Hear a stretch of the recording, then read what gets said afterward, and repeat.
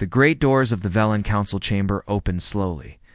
They were made of pure crystal, tall enough for giants to walk through. Behind them lay the heart of an empire that had ruled 17 star systems for over 2,000 years. Ambassador Park Sunwoo walked through those doors with steady steps. His black formal suit looked simple, compared to the golden robes of the alien nobles waiting inside. But he did not care about looking impressive. He cared about what he had come to say. Behind him walked Commander Kim Yuna, a woman with sharp eyes and a face that showed no emotion. She had fought in 3 wars and commanded ships that could break moons. Next to her was Dr. Lee Haniel, a quiet woman who had spent her life learning alien languages. Together, the 3 humans entered the chamber that no human had ever seen before. The room was enormous. Pillars of glowing stone reached up into darkness. Strange lights floated in the air like sleeping fireflies. And at the far end, sitting on 7 thrones made of black crystal, were the High Lords of the Velen Empire. They were tall. The smallest among them was 10 feet. Their skin was dark like polished stone, and each of them had 4 eyes that glowed with soft golden light. They wore robes, covered in symbols of conquest. Each symbol represented a species they had defeated. There were many symbols. High Lord Morith sat in the center. He was the oldest and the strongest. When he spoke, his voice rumbled like thunder in a cave. Ow. So, he said, looking down at the 3 small figures standing before him, the humans have finally answered our summons. The other High Lords made sounds of amusement. To them, humans were nothing special.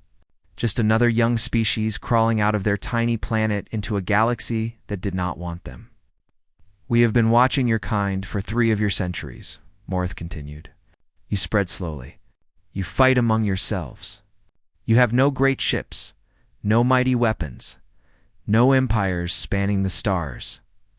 He leaned forward on his throne, and his 4 eyes narrowed. But we are generous. We have decided to allow your species to exist within our trade routes. You will follow our laws. You will pay tribute to our empire. You will bow when our ships pass through your little system. The High Lords nodded in agreement. This was how things worked.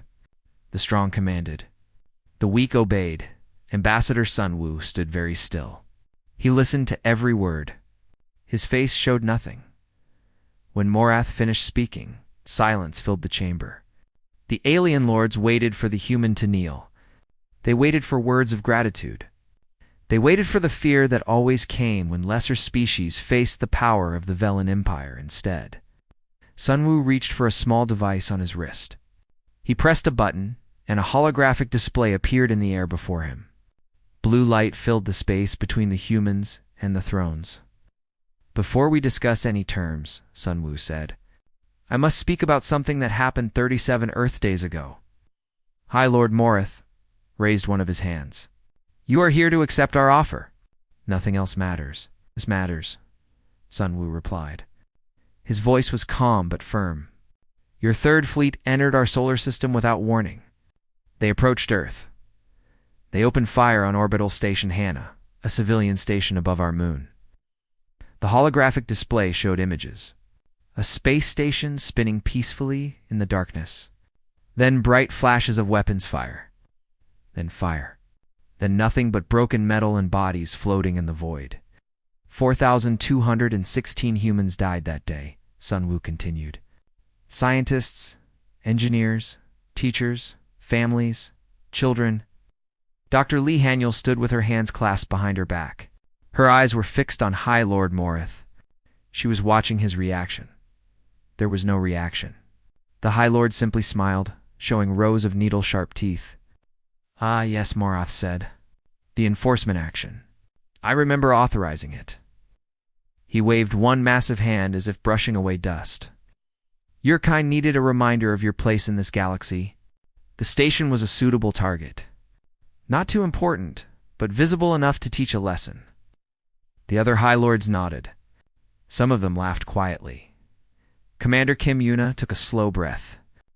Her right hand moved slightly toward her hip, where a weapon might have been if she had been allowed to carry one. But she controlled herself. This was not the time. Ambassador Sunwoo did not move. He did not blink. He stood like a statue carved from stone. Killed over 4,000 innocent people, he said slowly, to teach us a lesson. To remind you of your place, Morith corrected. Your species exists because we allow it. Your planet remains whole because we have not decided to break it. You should be grateful we only destroyed one small station. Sungwoo lowered his head for a moment. When he raised it again, something had changed in his eyes.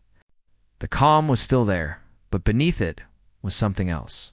Something cold and hard and very, very old. I must thank you for your honesty, High Lord, Sunwoo said. His voice was quiet now. It makes what comes next much simpler. Morith frowned. This was not how these meetings went.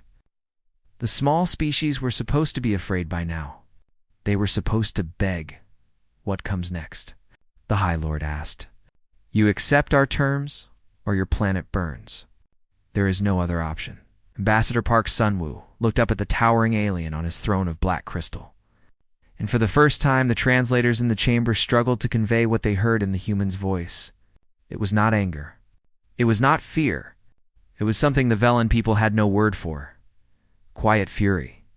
High Lord Morith, Sunwoo said, each word falling like a stone into still water. Lords of the Velen Empire. You have misunderstood something very important about my species. He took one step forward. You attacked our home. The words hung in the air. Simple words. Small words. But something about the way the humans spoke them made even the mighty High Lords feel a moment of doubt. And now, Sunwoo continued, you will learn why that was the worst mistake your empire has ever made. The council chamber fell silent. The Velen High Lords looked at each other with confusion in their glowing eyes. They had conquered dozens of species across 17 star systems. They had heard threats before. They had heard begging. They had heard screaming, but they had never heard a voice like this. So calm, so cold, so absolutely certain. High Lord Moraith recovered first. He laughed, and the sound echoed through the massive chamber like rocks falling down a mountain. The worst mistake? He said, Little human, do you understand who we are? We have crushed civilizations older than your entire species. We have burned worlds that refuse to kneel. Your one small planet means nothing to us. Ambassador Sunwoo did not respond. Instead, he looked at Dr. Lee Haniel and gave her a small nod. Neil stepped forward. She was not a soldier like Commander Yuna. She was not a politician like Sunwoo. She was a scholar, a woman who had spent 20 years studying alien cultures and languages. But when she spoke, her voice filled the chamber with an authority that surprised even the High Lords. Let me tell you about humanity, she said. The holographic display changed. New images appeared in the air. Images that made even the mighty Velens pause. Cities burning. Not alien cities. Human cities. Ancient walls falling. Armies clashing with swords and spears. Bodies lying in fields that stretched to the horizon. We have fought ourselves for 10,000 years, Haniel said. Long before we reached for the stars, we were killing each other. Tribe against tribe. Nation against nation. Brother against brother. The images shifted. Now they showed newer wars. Machines rolling across broken lands. Aircraft dropping fire from the sky. Soldiers in gray uniforms dying in mud that had turned red with blood. We created weapons that could kill millions in a single moment. We used them twice. On ourselves. The hologram showed a mushroom cloud rising over a burning city. Then another. The Velen Lords watched in silence as the fire bloomed like a terrible flower. We developed poisons that could kill every living thing on our world. We built bombs that could crack our own planet in half. We aimed them at each other, and we waited for decades to see who would blink first. High Lord Morith's smile had faded. The other lords shifted uncomfortably on their thrones. One of the younger lords demanded, You are only proving how primitive and violent your species is. Dr. Haniel looked directly at him. No, she said. I am showing you why we are still here. The images changed again. Now they showed humans rebuilding. Cities rising from ashes. People working together. rockets launching into the sky, a blue planet hanging in the darkness, small and fragile and somehow still alive. We did all of this to ourselves, Henule continued. Every war, every plague, every disaster, we caused them, and we survived them. Every empire that rose and fell, every civilization that burned, every horror that we created with our own hands, we endured. Commander Kim Yuna stepped forward now. Her voice was flat and cold, like metal. Your third fleet attacked us 37 days ago, she said. 47 ships, the finest vessels in your Imperial Navy. According to your records, she pulled up new data on the holographic display. Numbers, charts, battle recordings. They entered our solar system expecting no resistance. They found our automated defense grid instead. The display showed the battle. Velen warships approaching Earth. Then sudden bursts of light from satellites and stations hidden throughout the system. Missiles launching from the moon. Energy beams cutting through the darkness. 31 of your ships were destroyed in 11 minutes, Yuna said. I'd not have time to call for help. They barely had time to understand what was happening. High Lord Moroth rose from his throne. His 4 eyes burned with anger. Lies. He shouted, Our fleet was simply lost to a navigation error. Your primitive weapons could never. The remaining 16 ships attempted to flee, Yuna continued, ignoring his outburst. Your Admiral Corvin ordered a full retreat. He sent an emergency message to your high command requesting immediate reinforcement. She paused and looked up at Morath. Your high command denied his request. They decided the Third Fleet was acceptable losses. They abandoned their own soldiers. The other High Lords began to murmur among themselves. Some of them looked at Morath with new suspicion in their eyes. Ambassador Sun Wu raised his hand. And the hologram changed one more time. Now it showed wreckage. Broken Velen ships floating in the darkness near Earth's moon. And surrounding that wreckage, human warships. Sleek and angular, and covered in weapons that the Velens had never seen before. Your Admiral's final transmission was recorded by our vessels, Sun Wu said. He begged for mercy. He said he was only following orders. He said he had a family. The chamber was completely silent now. We showed him the same mercy you showed the 4,000 people on Station Hannah, Sun Wu continued. We showed him none. High Lord Morath stood frozen at his throne. For the first time in over 200 years of rule, he felt something he had almost forgotten. Fear, but he was too proud to show it. He forced his voice to stay steady. Even if this is true, he said, you destroyed 1 fleet. We have 300 warships across our empire. You cannot fight all of us. Ambassador Sun Wu smiled. It was not a warm smile. It was the smile of someone who knew something that his enemies did not. High Lord, he said, we came here with one message. You attacked our home. That was a mistake. Everything that happens next is a consequence of your choice. You're dumb! He turned and began walking toward the door. Commander Yuna and Dr. Haniel followed. Wait, Morath shouted.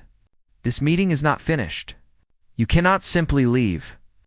Sun Wu stopped at the door and looked back. We are not leaving, he said. We are giving you time to look at your sensors, to see what is currently in orbit above your world. Then the 3 humans walked out, and the crystal doors closed behind them.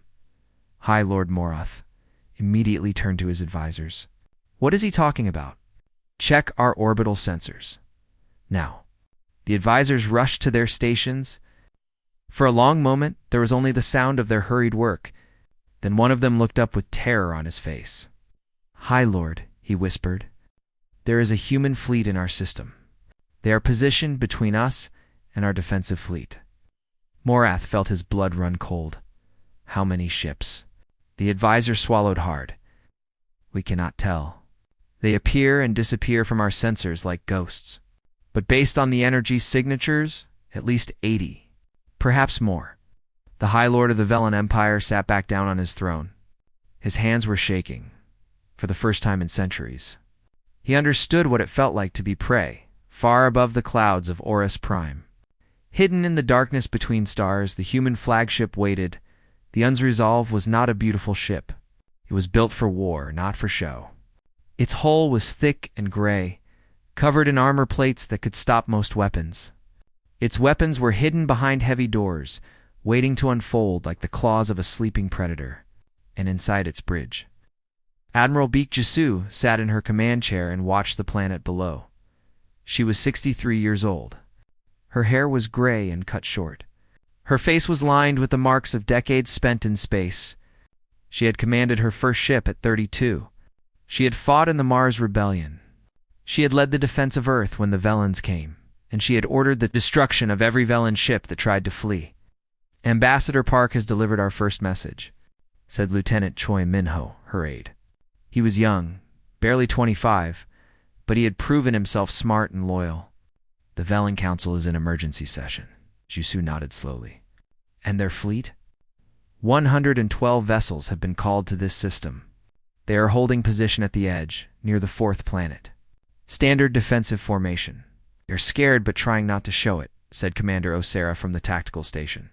She was studying the Velan formation on her screen, noting every ship, every weapon, every possible weakness. "Their positioning is wrong for an attack.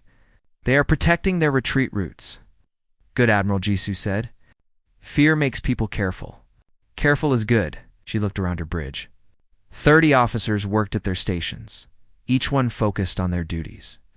They had trained for years for moments like this. They were ready. "How many of our ships are currently visible to Velan sensors?" she asked. Minho checked his data. "Only the Resolve, Admiral. The rest of the fleet remains hidden." "Open a channel to all ships." Soft tone indicated the channel was open. Jisu's voice would now reach every human vessel in the system. 87 warships, 12 carrier groups. And for planet crackers that had been locked away after the last Earth War and quietly brought back into service the day the Velans attacked. "This is Admiral Beak," she said. "All ships remain at condition yellow. Weapon systems armed but not deployed. Stealth protocols active.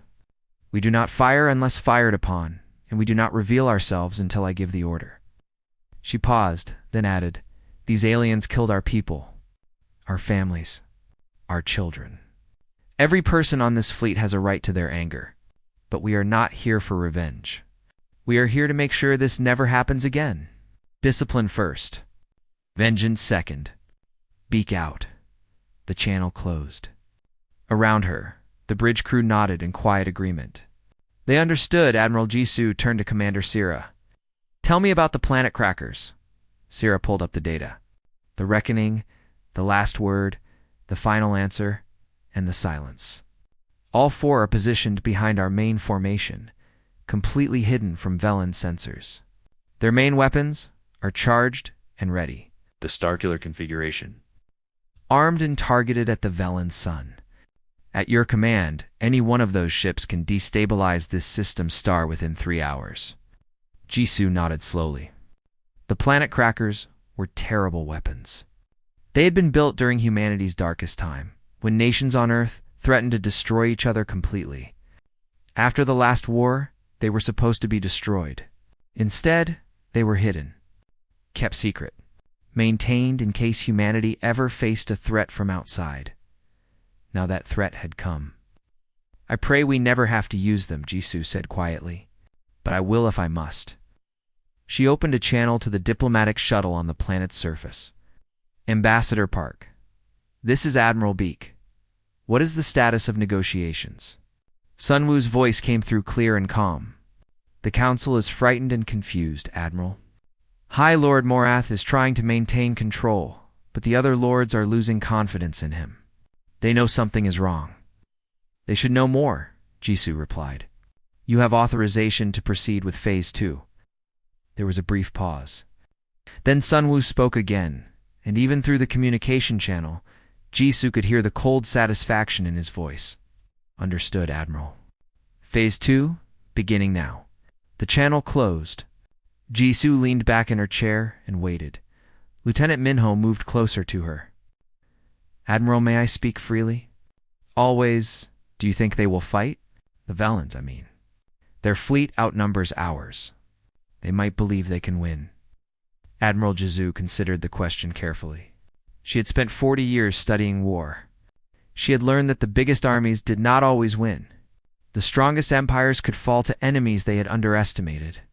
They have more ships, she said finally, but they have never fought an enemy like us. Their weapons are built to destroy species that surrender quickly. Their tactics are designed for enemies who fear death. She looked at Minho with steady eyes. We do not fear death, Lieutenant. We have lived with it our entire history. We have caused it. We have survived it. Death is not our enemy. It is our oldest friend. Minho nodded slowly. And if they do choose to fight? Admiral Jasoo turned back to the view screen, where the blue and green planet of Horus Prime hung in the darkness. Then they will learn what humans do to those who hurt our home. We do not forget. We do not forgive. And we do not stop until the threat is ended completely. She clasped her hands in her lap. Her face was calm. Her voice was steady. But inside, the fire of her anger burned as hot as any star. 4,000 people had died on Station Hannah. Scientists, engineers, teachers, families. A little girl named Kim So-min, who had just turned 7 and wanted to be an astronaut. An old man named Park Tae-jin, who had spent 50 years building the station and called it its greatest achievement. A young couple named Lee Dong-yoon and Shin Yuen, who had just gotten married and were starting their life together among the stars. They were all gone now. Killed because an alien empire wanted to teach humanity a lesson.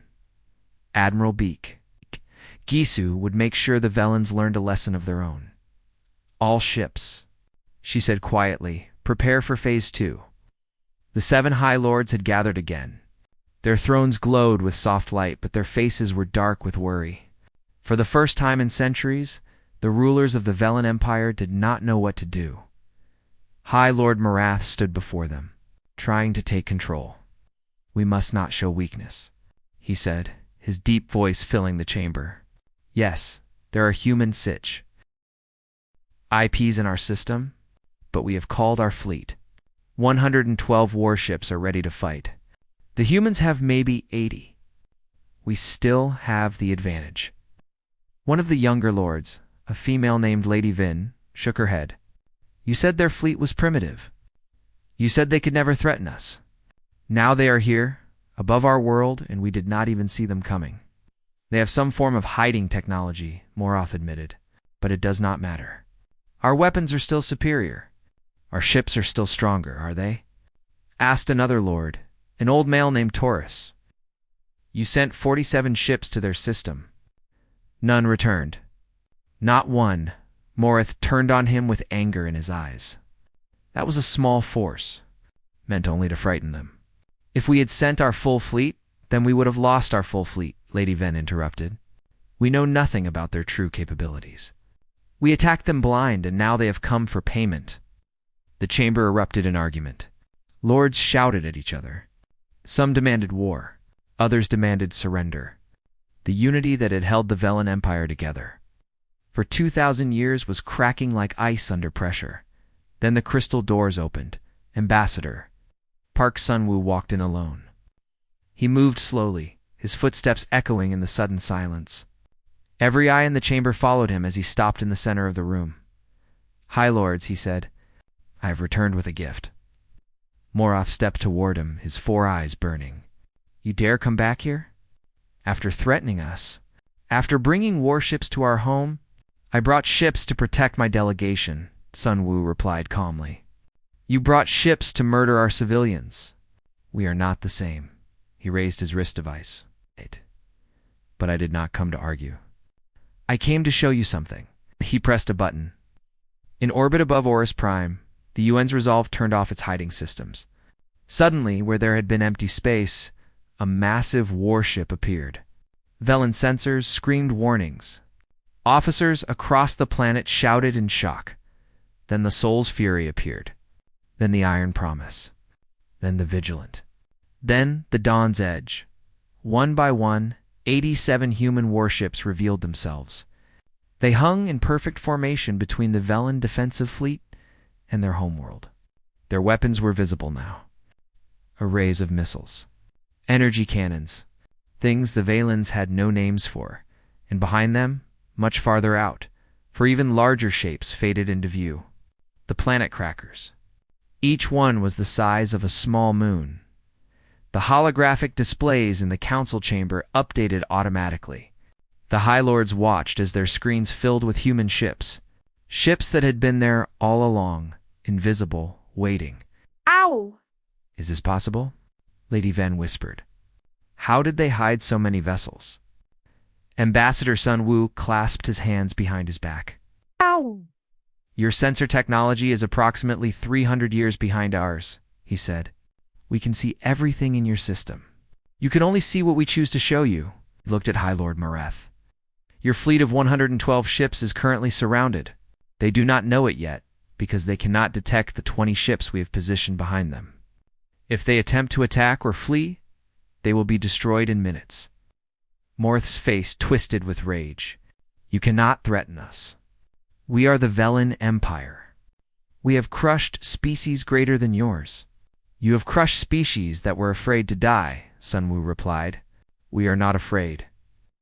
He pulled up new data on the holographic display. It showed one of the planet crackers in detail. The massive weapon mounted on its front was slowly rotating toward the Velen sun. This is the reckoning, Sun Wu said. Its main weapon can fire a beam of concentrated energy directly into the heart of a star. Within 3 hours, your sun would become unstable.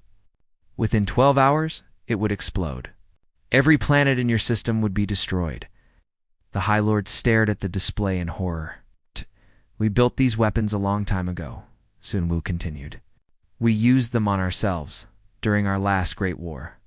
We swore never to use them again. He paused, letting the weight of his words settle. We will break that promise if you ever threaten our home again. High Lord Morath took a step back. His hands were shaking. Around him, the other lords were frozen in their seats. This is not a negotiation, Commander Kim Yuna's voice echoed from the speakers, broadcasting from the Resolve. This is a warning.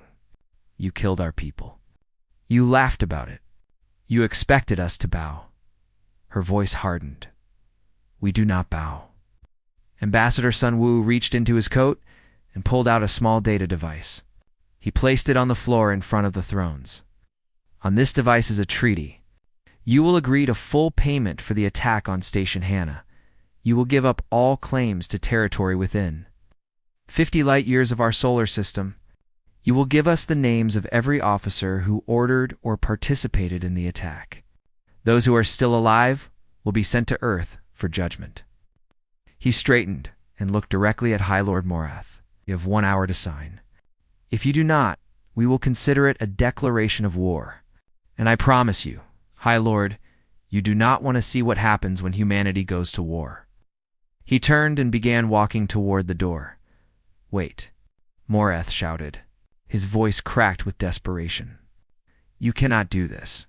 The other empires will not allow it. The galactic community Sun Wu stopped, but did not turn around. The galactic community is watching right now, he said. Every species with sensors pointed at this system knows what is happening. They are learning something important today. Now he looked back, and his eyes were cold as the space between stars. They are learning what happens when you attack humanity's home. We walked out of the chamber, and the crystal doors closed behind him with a sound like a final judgment. High Lord. Morath stood alone in the center of the room, surrounded by lords who no longer trusted him. On the screens around them, human warships waited in patient silence. The hour had begun. The treaty was signed in 43 minutes, not 1 hour. Not even close. The 7 High Lords argued among themselves for barely 15 minutes before they realized there was no choice. They had believed themselves masters of the galaxy. Now they understood they had only been playing at power while something far more dangerous watched from the shadows. Lady Vin was the first to sign. Then Lord Taurus. Then the others, one by one, pressing their seals to the document that would change the balance of power in the galaxy forever. High Lord Morath was the last. His hands trembled as he made his mark. His face was gray with shame. For 200 years he had led the Velen Empire with an iron fist. Now he was signing away their pride, their territory, and their dreams of conquest. It is done, he said.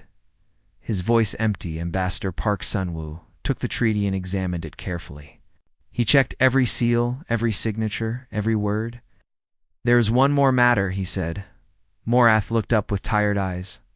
"What more could you possibly want?" "The names on your list," Sun-woo replied. "The officers who ordered the attack on Station Hannah. One name is missing." He looked directly at Morthures. The chamber fell silent. The other High Lords shifted uncomfortably. They knew what was coming. "You said she personally authorized the attack," Sun-woo continued. "That makes you responsible for the deaths of 4,216 human beings." Morath rose from his throne, his 4 eyes blazing. "I am the High Lord of the Velen Empire. I will not be judged by primitive animals." He raised his hand, and energy crackled around his fingers. The Velens had natural control over electrical forces. It made them deadly in close combat. "Guards," he shouted.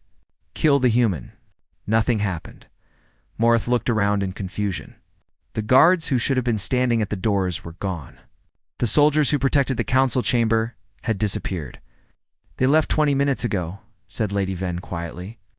"While you were still trying to decide what to do." They knew this was over. Commander Kim Yuna stepped through a side door. She was not alone. Behind her were 6 human soldiers in dark armor, carrying weapons that hummed with quiet power. "Hi, Lord Morath," Yuna said. "You are under arrest for crimes against humanity. You will be taken to Earth to stand trial." Morath looked at the other High Lords. "Cannot allow this." "Help me, Lord." Taurus shook his head slowly. "You started a war we could not win. You killed civilians and called it strategy. You brought ruin to our empire because you believed we were invincible." He turned away. "You were wrong." "Now you will pay the price alone." 2 human soldiers stepped forward and secured Morath's hands with metal restraints. He struggled for a moment, then stopped. The energy faded from his fingers. The fight left his body as they led him toward the door. Ambassador Sun-woo spoke one last time. "For what it is worth, High Lord, we did not want this. We were content to grow quietly, to explore the stars in peace. You could have ignored us. You could have traded with us. You could have been our friends." He paused. "You chose to be our enemies instead. Remember that when you stand before our courts. Remember that you had a choice." Morath said nothing. His head hung low as the soldiers took him away. 3 days later, the human fleet departed from Velen space. Their mission was complete. The treaty was signed. The prisoners were secured. The message was delivered. On board the UNS Resolve, Ambassador Sun-woo stood at the observation window and watched the stars streak past. Dr. Lee Hanyul joined him, carrying 2 cups of tea. She handed one to him. "It's over," she said. Sun-woo took a sip of the tea. It was warm and slightly bitter, just the way he liked it. "This part is over," he agreed. "But the real work is just beginning. The Velens have surrendered, but there are other empires out there. Other species who saw what happened here. They will fear us now." "Yes, and fear can be dangerous. Some will try to make peace with us. Others will see us as a threat that must be destroyed before we become too strong." He turned to look at her. "Hey, we will need to be ready for both." Hanyul nodded slowly. She understood. Humanity had revealed its true strength to the galaxy. There was no going back. From this moment forward, every species would know what humans were capable of. Some would respect them. Some would hate them. None would ever underestimate them again. "The crew is holding a memorial service tonight," Hanyul said. "For the people who died on Station Hannah." "I will be there." That night, the crew of the Resolve gathered in the ship's main hall. Admiral Baek Jisoo stood at the front, reading the names of the dead. Every name. All 4,216 of them. It took 3 hours. No one left. No one complained. They stood in silence and listened, honoring those who had been taken from them. When the last name was read, Admiral Jisoo looked out at her crew. "They died because an empire thought we were weak," she said. "They died because someone decided their lives did not matter. We have answered that insult with action. The enemy has been defeated, Justice has been served. She paused. But we must never forget why we fight. Not for revenge. Not for glory. Not for power. We fight because we protect each other. We fight because an attack on any human is an attack on all of us. And we fight because our home, our people, our future must be defended at any cost. She raised her hand in salute. For Earth, for humanity. For those we have lost, the crew saluted back, their voices rising as one. For Earth, for humanity. For those we have lost, across the galaxy, word of what had happened at Horus Prime spread like fire. Species that had never heard of humanity now studied every piece of information they could find. Empires that had dismissed them as primitive farmers updated their records with new and frightening data. And in the intelligence archives of 100 civilizations, a new note was added beside the entry for Homo sapiens. It said simply, "Do not provoke." Far away. On a small blue planet orbiting an ordinary yellow star, children looked up at the night sky and dreamed of the future. They did not know about the battles that had been fought to keep them safe. They did not know about the treaties signed or the enemies defeated. They only knew that somewhere out there, among the countless stars, humanity was making its mark on the universe, and no one would ever ignore them again.